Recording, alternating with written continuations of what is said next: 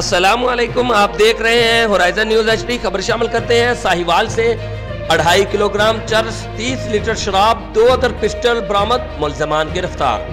DPO Sahiwal Sadiq Bloch की हिदायत पर साहिवाल पुलिस का जराइम पेशा अनासर के खिलाफ बिला तफरीक और बिला खौफ खतर क्रैकडाउन जारी।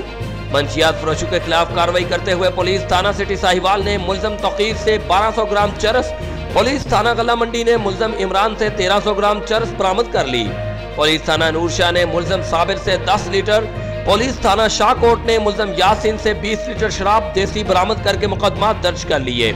नाजायज असला रखने वाले 2 कस मुल्ज़मान से पिस्टल 30 बोर 2 अदद बरामद कर लिए, जबकि जुआ खेलने वाले 6 कस मुल्ज़मान और 2 कस पेशावर भिखारी गिरफ्तार करके मुकदमा दर्ज कर लिए।